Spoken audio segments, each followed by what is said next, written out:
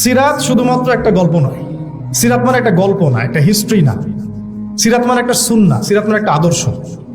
সিরাত নবী সাল্লাল্লাহু আলাইহি ওয়াসাল্লাম পবিত্র জীবনী, যা আমাদেরকে দেখিয়ে দিবে, প্র্যাকটিক্যালি দেখাবে, তাত্ত্বিকভাবে না, প্র্যাকটিক্যালি দেখাবে, তাত্ত্বিকভাবে না, যে কিভাবে আল্লাহর জমিনে দিন কায়েম করতে হয়। একটু কথাগুলো ধরার চেষ্টা করি। সিরাত আমাদেরকে তাত্ত্বিকভাবে নয়, বরং প্র্যাকটিক্যালি দেখাবে কিভাবে আল্লাহর জমিনে দিন কায়েম করতে হয়, প্রতিষ্ঠা করতে হয়। সিরাত আমাদেরকে দেখাবে কিভাবে আইয়ামে জাহিলিয়াতের মতো একটা সমাজকে পরিবর্তন করে ফেলা যায়। তার আগে আমরা একটু জানবো আইয়ামে জাহিলিয়াতে কি সমস্যা ছিল, কেন ওই যুগটাকে আমরা জাহিলিয়াত বলি। এক, ওই যুগে পুরো বিশ্বব্যাপী শিরক ছিল। আমরা মনে করি আরবের মধ্যেই শুধু শিরক ছিল, না। তখন ভারতবর্ষের মধ্যেও 300 কোটি দেবদেবীর পূজা হতো ওই সময়টাতে। 1450 বছর আগের কথা বলছি, তারও আগের কথা বলছি।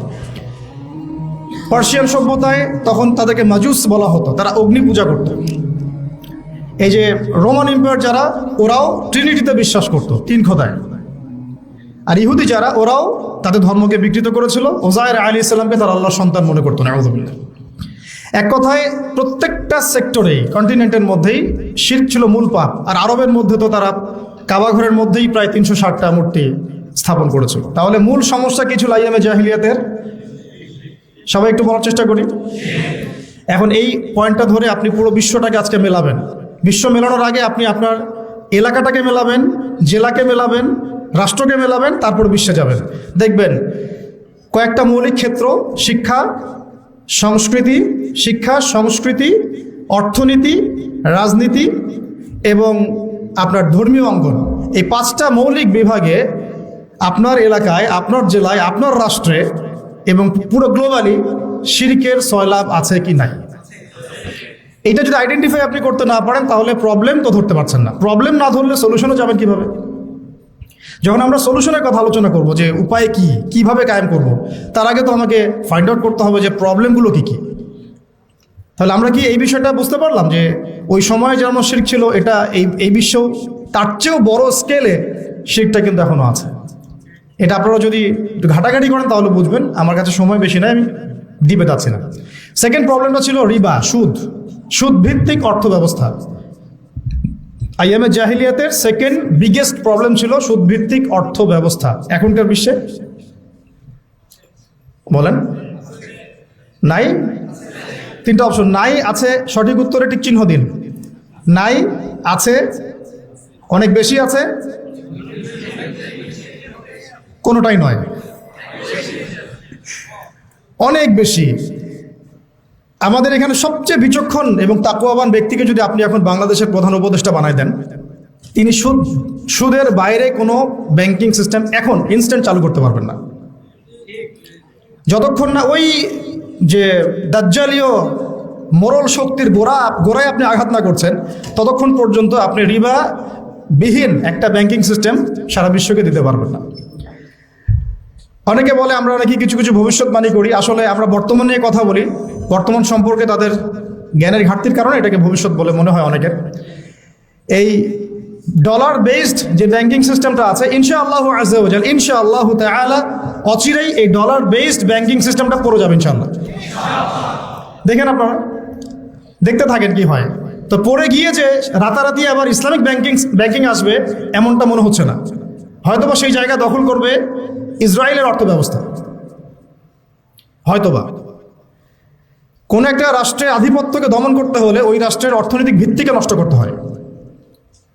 এর আগে ব্রিটেনের ব্যাংক সারা বিশ্বকে শাসন করেছিল, ডলার এসে সেটাকে রিপ্লেস করেছে। এখন ডলারকেও রিপ্লেস করবে কিছু না কিছু। সেটা হয়তো বা কাগজের টাকা নাও হতে পারে, সেটা হতে পারে ক্রিপ্টোকারেন্সি বা ইলেকট্রনিক মানি। কয়দিন আগে আপনারা একটা কথা শুনেছিলেন না, যে আমরা ক্যাশলেস সোসাইটি চালু করতে চাই? একজন বলেছিলেন তো, গত গভর্নমেন্টের একজন, শুনেন নাই? ক্যাশলেস সোসাইটির মধ্যে এই শুভঙ্করের ফাঁকিটা ছিল।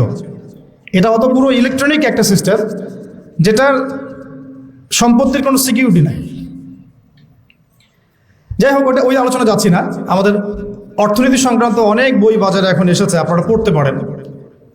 তো মূল কথাটা হচ্ছে রিবা বেসড যে ইকোনমিক সিস্টেম, এটা আইয়ামে জাহিলিয়াতের সুন্নত, এটা নতুন কোনো সুন্নত নয়। তৃতীয় সমস্যা মাদক দ্রব্যের সমস্যা ছিল। এই সমস্যাটা এখন আপনারা দেখতে পাচ্ছেন, শুধু মাদক না, পুরো নৈতিক অবক্ষয়। বিশ্ব এমন কোনো যুগ আজ পর্যন্ত দেখে নাই যেখানে জিনাটাকে শুটিং করে একটা ইন্ডাস্ট্রি বানানো হয়। এমন কোনো বিশ্ব আজ পর্যন্ত আসে নাই বিশ্ববাসীর সামনে, এমন কোনো সময় বিশ্ববাসীর সামনে আসেনি মহাকালের ইতিহাসে যে জিনা নোংরা একটা কাজকে শুট করে এটাকে শিল্পের আকৃতি দিয়ে সবার ঘরে ঘরে পৌঁছে দেওয়া হয় ইন্টারনেটের মাধ্যমে। এটাকে আমার ইন্ডাস্ট্রির নাম দেওয়া হয়, তারা বলে এটাকে পর্ন ইন্ডাস্ট্রি। এবং সেখানকার যারা অ্যাক্টিং করে ওদেরকে বলা হয় পর্ন স্টার, তারকা। তারা না, তারা উপাধি দিয়েছেন তারা। লা হাওলা ওয়ালা কুওয়াতা ইল্লা বিল্লাহিল আলিয়্যিল আযীম। ভূমিকম্প আসার এগুলো হচ্ছে কারণ, আসলে জিনা, মাদক, বাদ্যযন্ত্র, গান বাজনা ইত্যাদি। তো এখন শুধু মাদকে সীমাবদ্ধ নাই, বরং মাদক, জিনা, ব্যভিচার, পরকীয়া, আপনার এই লালন তত্ত্ব, হ্যাঁ, সংস্কৃতির দোহাই পেরে বিভিন্নভাবে আমাদেরকে ওই নৈতিক অবক্ষয়ের জায়গাটায় নিয়ে আসা হয়েছে। এটা আইয়ামে জাহিলিয়াতের সুন্নাত, এটা নতুন কোনো সুন্নাত না। 4, ওই সময় নারী জাতির একেবারে অবমূল্যায়ন করা হতো, যেটা আপনারা অনেকেই জানেন। এখন কি নারী জাতির সাথে খুব বেশি সম্মান দিয়ে কথা বলা হয় তাই মনে হয় আমাদের? এখনই কি আমরা নারীকে সেই সম্মান আদৌ দিতে পেরেছি? আসলে পারি নাই। আমরা কর্পোরেট যে ওয়ার্ল্ডটা আছে আমাদের, এই ভিজুয়াল ওয়ার্ল্ডের পিছনে একটা কর্পোরেট ওয়ার্ল্ড আছে, যেটা তাদের স্বার্থ আর টাকা ছাড়া কিছুই বোঝে না। এই ওয়ার্ল্ডটা নারীকে সরাসরি পণ্য বানিয়েছে, সরাসরি পণ্য, ভোগের পণ্য। আপনি ইসলামিকভাবে যদি আপনি দুইজন নারীর মধ্যে ইনসাফ করেন, এটাকে তারা সারা ওয়ার্ল্ডের চোখে, সমাজের চোখে খারাপভাবে উপস্থাপন করবে। কিন্তু আপনি যদি ভিতরে ভিতরে নাউযুবিল্লাহ 8টা-10টা মেয়ের সাথে নোংরা সম্পর্ক করেন, তারা এটাকে প্রমোট করবে এবং এগুলোকে তারা বলবে কাছে আসার গল্প। কথাগুলো কি একটু ভারী হয়ে যাচ্ছে না, বোঝা যাচ্ছে? আচ্ছা, তো প্রিয় ভাইয়েরা, নারীর সেই সম্মান এখন পর্যন্ত ওইভাবে আমরা দিতে পারি নাই। কোনো কোনো ক্ষেত্রে আমরা আমাদেরকেও দোষ দিব, জি, আমাদেরকে আমরা দোষ দিব, কারণ আমরাও কোনো কোনো ক্ষেত্রে আমাদের মেয়েদেরকে আয়েশা রাদিয়াল্লাহু আনহার মতো মানুষ করতে পারি নাই। আপনি আমাকে বলেন যে আপনার একটা মেয়ে আছে, আপনি তাকে মুহাদ্দিসা বানাতে চান, কতগুলো অ্যাভেলেবল প্রতিষ্ঠান আপনার সামনে আছে, কতগুলা, পরিবেশ, এনভায়রনমেন্ট সবকিছু মিলিয়ে। আমরা তাদের শিক্ষার ক্ষেত্রে, তাদের শিক্ষা, তাদের নিরাপত্তা, তাদের এই উম্মার খেদমতে তারাও যে আমাদের সাথে অংশগ্রহণ করবে, এই ক্ষেত্রটাতে আমরা কতটুকু এগোতে পেরেছি, এটাও কিন্তু ভাবতে হবে।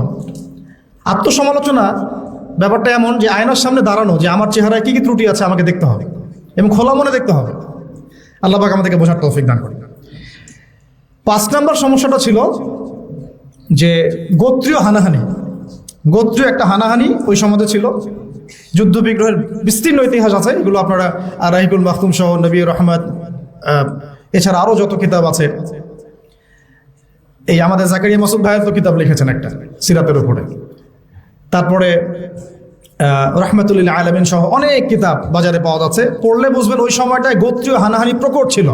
এখন আমাদেরকে বলেন তো যে বর্তমান ওয়ার্ল্ডে এবং বৈশ্বিক প্রেক্ষাপটে হোক আর আঞ্চলিক প্রেক্ষাপটে হোক, গোত্রীয় হানাহানি আছে কি নাই?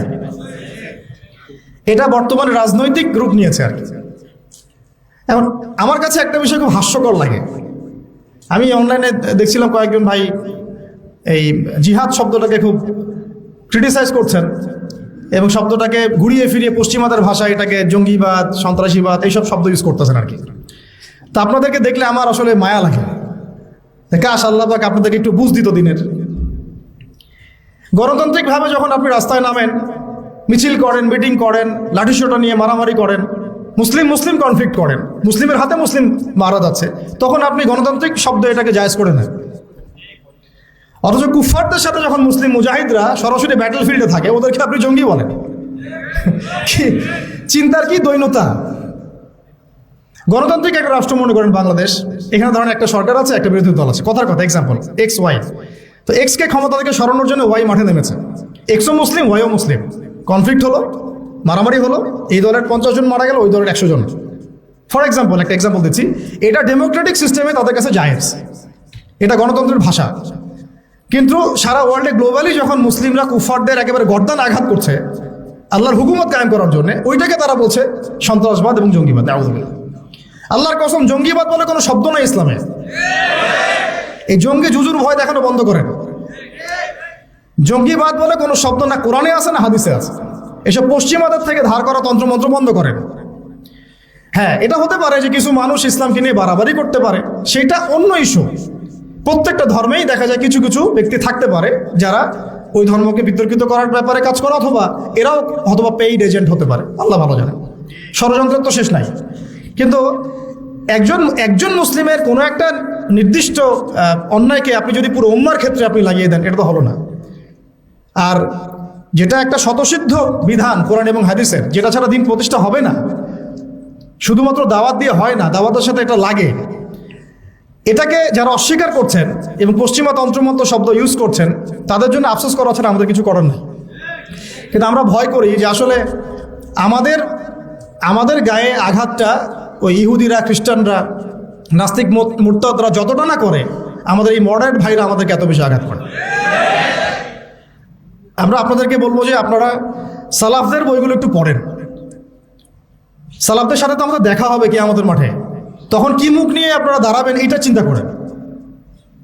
আমাদের কিন্তু সবার সাথে দেখা হবে কিয়ামতের মাঠে ইনশাআল্লাহ, তাই না? দেখা তো হবে, তখন কি মুখটা নিয়ে তাদের সামনে দাঁড়াবেন এটা চিন্তা করেন। আল্লাহ পাক আমাদেরকে কথাগুলো বোঝার তৌফিক দান করেন। তো প্রিয় ভাইরা, আমি ওইদিকে আর যাচ্ছি না ডিপে। এখন মূল কথা হচ্ছে এই প্রবলেমগুলো নিমজ্জিত সমাজটাকে আমরা জাহিলিয়াত বলি, ঠিক আছে? তো আমাকে এখন বলেন যে এই জাহিলিয়াতের এই সমাজটা 23 বছরের ব্যবধানে দূর হয়েছে কি হয় না? আলোকিত হয়েছে কি হয় নাই? পুরোপুরি জাহিলিয়াতগুলোকে সরিয়ে একটা নতুন আলোকিত সমাজ নবী সাল্লাল্লাহু আলাইহি ওয়াসাল্লাম প্রতিষ্ঠা করেছেন না করেন নাই? এটা কি তাত্ত্বিক ছিল না প্র্যাকটিক্যাল ছিল? এখন আমাদের সামনে তাহলে প্রশ্ন আসলো কিভাবে? এই তো কিভাবে করলেন? প্রথমত একজন নবী দরকার ছিল, আল্লাহ পাক মনোনীত একজন বান্দা দরকার ছিল। এখন কি সেই নবী আছেন? নবীর জায়গায় তাহলে কারা কাজ করবেন? নবীদের উত্তরসূরি কারা? ওলামায়ে কেরাম। মাশাআল্লাহ। এখন ওলামায়ে কেরামদের মধ্যে যারা কাজ করছেন এইসব বিষয় নিয়ে, তাদের সাথে আপনাদের সবার সম্পর্ক আছে কিনা এটা খেয়াল রাখবেন। ওলামায়ে কেরামদের সাথে আপনাদের সম্পর্ক আছে কিনা, তাদের পর্যন্ত আপনারা রিচ করেন কিনা। নবী নাই, কোনো নবী আসবেন না, তাহলে এই পুরো দায়িত্বটা কাদের উপর বর্তায়? উম্মার উপরে, স্পেশালি ওলামায়ে কেরামদের উপরে। এই তো কথা। এখন আমরা যদি ওলামায়ে কেরাম হতে পারি তো আলহামদুলিল্লাহ, তখন আপনি সেই দায়িত্ব নেবেন, আপনি সেই দায়িত্বের একটা অংশ বহন করবেন। যদি আপনি ওলামায়ে কেরাম হতে না পারেন, অ্যাটলিস্ট আপনি তালেবে ইলম তো হবেন। বিশ্বাস করেন, আমি যদি এখন একজন করে আমরা কোরআন তেলাওয়াতটুকু ধরা শুরু করি, আমি আমার অভিজ্ঞতার আলোকে বলছি যে বেশিরভাগ উপস্থিত যারা আছেন তারা কোরআন তেলাওয়াত বিশুদ্ধ করে করতে পারবে না। তালেবে ইলমের শুধু একটা প্রাথমিক লেভেল বললাম, মক্তবের লেভেল, যে how to recite the glorious Quran মানে অথেন্টিকলি, এতটুকুই তারা পারবে না। কিন্তু সেদিন কায়েমের স্বপ্ন দেখছে, দিন নিয়ে কাজ করার ফিকির করছে। কোনো ক্ষেত্রে সে দায়ীও হয়ে আছে, কিন্তু তার বেস ঠিক নাই। তাহলে প্রিয় ভাই, ফ্যান্টাসি না, প্রথমে হচ্ছে আমাদের ওলামায়ে কেরামদের সাথে সম্পর্ক এবং তালেবে ইলম হয়ে যাওয়া। সবাই আজকে থেকে নিয়াত করি, সবাই তালেবে ইলম হয়ে যাবো ইনশাআল্লাহ। তালেবে ইলম মানে কি? জ্ঞানের ছাত্র। আজকে বাইতুল মুকাররমে যিনি খুতবা দিচ্ছেন, আমাদের শ্রদ্ধেয় ওস্তাদ, তিনিও নিজেকে বলেন যে আমি একজন জ্ঞানের ছাত্র। বই হারিয়ে গেলে, কোন একটা বই হারিয়ে গেলে 2 রাকাত নামাজ পড়ে কান্নাকাটি করে আল্লাহ পাকের কাছে বলেন যে আল্লাহ আমার বইটা হারাই গেছে, বাচ্চাদের মতো কান্নাকাটি করেন। তালেবে ইলম। তো আমরা কি সেই তালেবে ইলম হতে পারছি? ভাই, আমি আঘাত করবো একটু আপনাদেরকে। আমরা কোরআন তেলাওয়াত করতে শিখছি না, অ্যারাবিক গ্রামার শিখছি না। অ্যারাবিক ভাষা না জানলে কোরআন শেখা যাবে না, বোঝা যায় না, একদমই যাবে না। আমরা হাদিস পড়া শিখছি না, আমরা উসুল শিখছি না, আকীদা শিখছি না, ফিকহের বই পড়ছি না। সবচেয়ে বড় কথা, ওলামায়ে কেরামদের আধ্যাত্মিক সোহবতে আমরা যাচ্ছি না। একটা বিচ্ছিন্ন জনগোষ্ঠী হয়ে কিন্তু দিন কায়েম করা যাবে না। ঠিক আছে, আমাদের কাছে মাঝে মাঝে একটু মানে ইসলামের বাইরে একটু স্মার্ট গন্ধটা বেশি ভালো লাগে আর কি। মনে হয় যে তারা একটু ব্যাকডেটেড, আমরা একটু স্মার্ট। জি না, বরং আমরাই ব্যাকডেটেড, তারাই স্মার্ট। যার কাছে কোরআন এবং সুন্নাহর গভীর জ্ঞান আছে না, তারাই স্মার্ট, আমরা কিন্তু ব্যাকডেটেড। তারা দস্তরখানায় খাওয়াকে চরম রকম গুরুত্ব দেন, আমার কাছে হয়তো এটা তেমন কোনো বিষয় না। তারা টুপি মাথায় দেওয়াটাকে অনেক গুরুত্ব দেন, আমার কাছে মনে হচ্ছে না দিলেও চলে। এই এই যে আস্তে আস্তে আস্তে আস্তে লিবারাল হতে থাকা, এক পর্যায়ে দেখা যায় মুসুল থেকে সরে গেছে। আমার কাছে মনে হয় যে দাড়ি না রাখলেও কোনো সমস্যা নেই, কিন্তু তারা দাড়ি না রাখলে তার চেহারা দিকে তাকাচ্ছেন না। তাদের দার্সে বসে আমরা কোনো বেয়াদবিমূলক একটা আচরণও করতে পারি না, কিন্তু দেখা যায় ওয়াজ মাহফিল বিভিন্ন জায়গায় মানে একটা আলোচনা কোনো পরিবেশই থাকে না। তো আদব, আখলাক, তাজকিয়া, এই তিনটা জিনিস, আদব, আখলাক, তাজকিয়া, এই তিনটা জিনিস ইলমের সাথে সম্পৃক্ত, এবং এই তিনটা জিনিস অর্জন হবে বরেণ্য আধ্যাত্মিকতা সম্পন্ন উলামায়ে কেরামদের আধ্যাত্মিক সোহবতে। আল্লাহ পাক আমাদেরকে বোঝার তৌফিক দান করুন।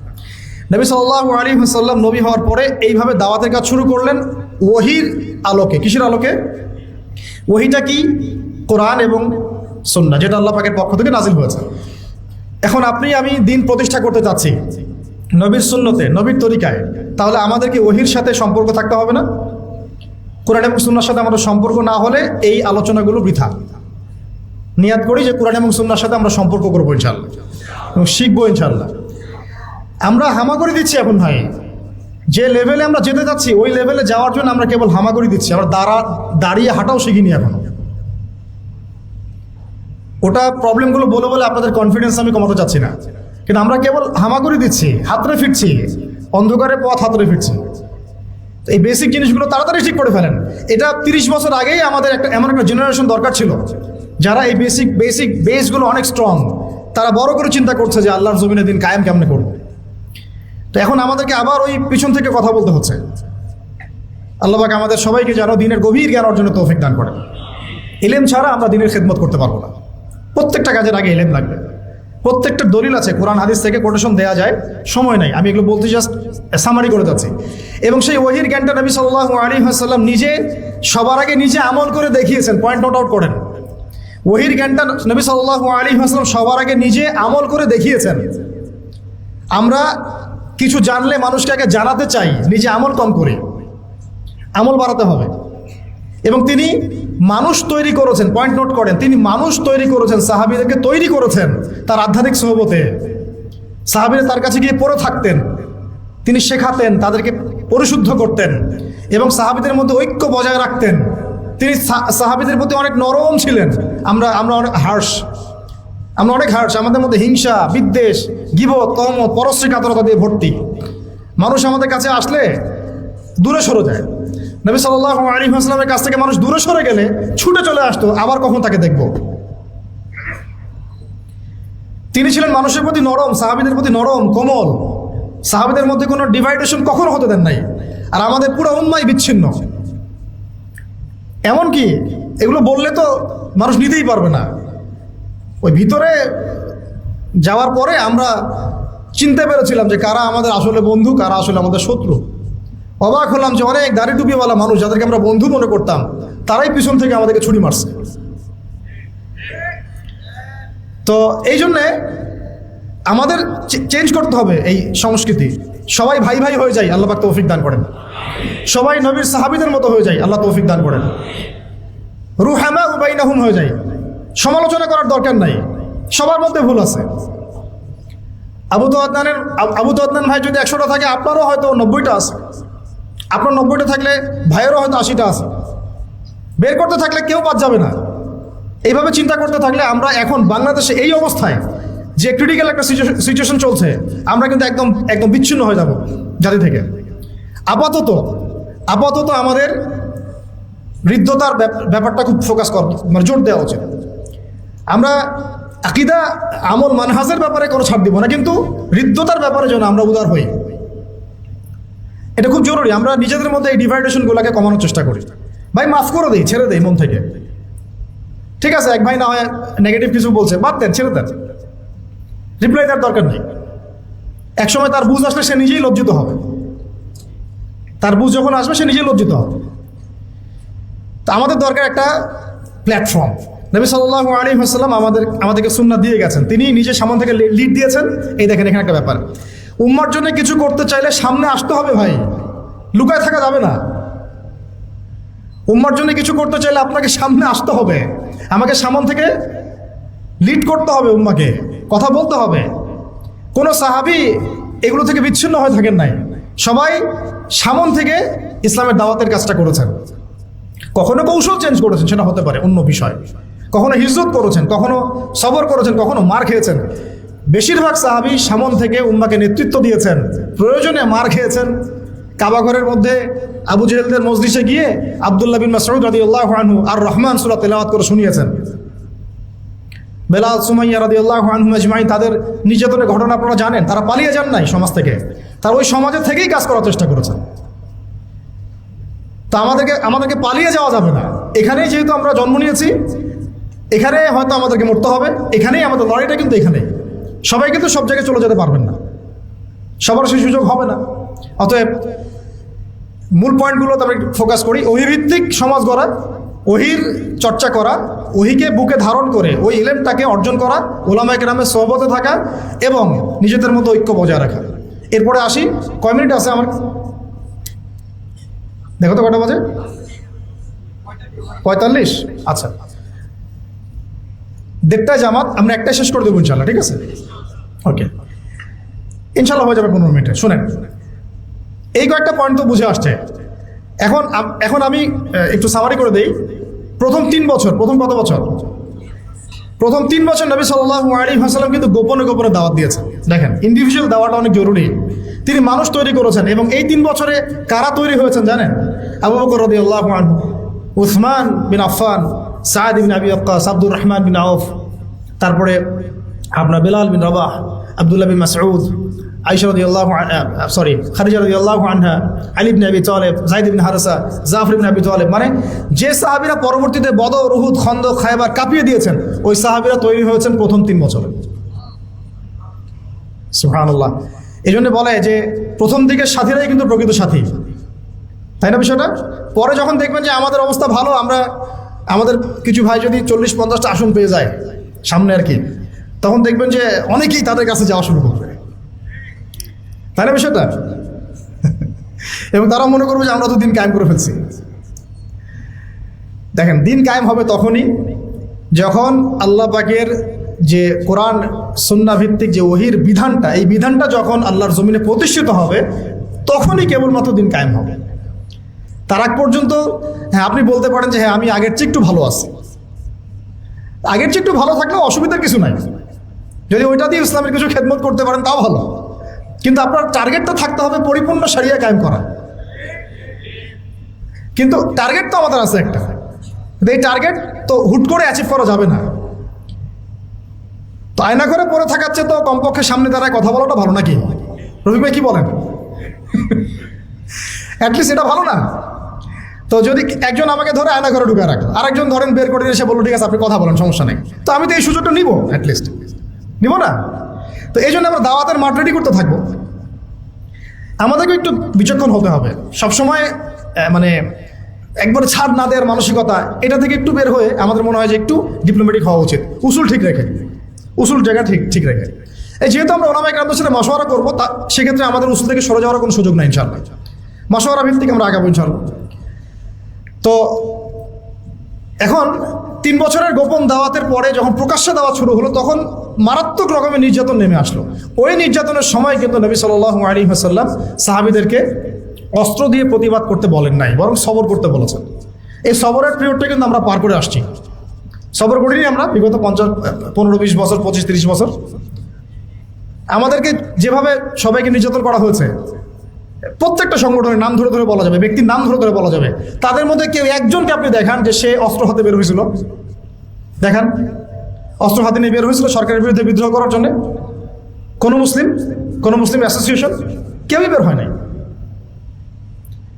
তাহলে আপনারা পশ্চিমাদের শেখানো শব্দটাকে কিভাবে আমাদের সাথে জুড়ে দিচ্ছেন? যদি ওই রকমই কোনো আচরণ কেউ করতোই, তাহলে আপনারা কি আদৌ থাকতে পারতেন বাংলাদেশে? কত আগেই তো আপনাদের কাম খালাস হয়ে যাইত। কিন্তু সবাই সবর করেছে, মাইর খেয়েছে, কেউ 10 বছর, 12 বছর, 8 বছর, 5 বছর, কেউ 3 বার, 4 বার, 5 বার করে, কত কিছু হয়েছে আপনারা তো জানেনই না। আমি শুধু একটা কথা বলি, শুনেন, চায়ের কাপে আর ফেসবুকে ঝড় তোলার চাইতে, চায়ের কাপে আর ফেসবুকে এইসব আলোচনার ঝড় তোলা আর এই যে আয়নাঘরের একটা রিমান্ড, এটাকে আপনি 1000 কোটি গুণ দিয়েও আপনি হিসাব করতে পারবেন। ওই চায়ের কাপে ফেসবুকে এগুলো নিয়ে তর্ক বিতর্ক ঝড় তোলা অনেক সহজ। আর যারা ওইসব জায়গা ফেস করে আসছে, তাদের যে ত্যাগ, স্যাক্রিফাইস এবং তাদের সবর, ইস্তেকামা, ইমান, তাদের জীবনের জজবা, এটার সামনে দাঁড়াইতেই পারবেন না আপনারা। আমাদের অনেক বোনকে আমরা জানি এরকম অবস্থার সম্মুখীন হয়েছে। বোন, ছেলে তো বাদ, বোন। তো আমরা দোয়া করি আল্লাহ পাক এই সমস্ত মানুষের ত্যাগ, কোরবানিগুলোকে কবুল করেন। এই কোরবানিগুলোর ফলশ্রুতিতেই তাদের চোখের পানি, তাদের তাহাজ্জুদ, তাদের দোয়া, তাদের এই যে আধ্যাত্মিকত্ব, আল্লাহকে ডাকা, এগুলোর বদৌলতে আজকের দিন পেয়েছি আমরা। এটা একদিনের শুধু রেভলিউশন এটা হয় নাই। যারা এখন ক্রেডিট নেওয়ার প্রতিযোগিতায় ব্যস্ত আছেন, এটা ভুল করতেছেন আপনারা, এটা ঠিক হচ্ছে না। এখানে ক্রেডিট পাওয়ার যোগ্য সেই প্রত্যেকটা আল্লাহর বান্দা যে এখানে হকের উপর ছিল, যার উপর নির্যাতন হয়েছে, চোখের পানি ফেলেছে, সেজদায় আল্লাহর কাছে কান্নাকাটি করেছে, দোয়া করেছে। আমাদের মা বোনরা ঘুমায় নাই, রাতের পর রাত জেগেছিল, রাস্তাঘাটে দৌড়াদৌড়ি করে বেরিয়েছে, কেউ একটা ইন্টারভিউ পর্যন্ত নিতে চায় নাই। কিন্তু যখন ব্যাপারটা গ্লোবাল হয়ে গেছে, তখন সব মিডিয়ার সামনে হাজির। এই জন্য আমরা আপনাদেরকে বিশ্বাস করি না, আপনারা সুবিধাবাদী। যখন যেদিকে হাওয়া, তখন সেই দিকে দৌড় দেন। আমার নিজের ওয়াইফের কথাই বলতেছি, ডোর টু ডোর ঘুরে বেড়াইছে একটা ইন্টারভিউ নেওয়ার জন্য, যে উনি কোথায় গেল, হঠাৎ করে নাই হয়ে গেল কীভাবে, কেউই কথা বলতে রাজি হয় নাই।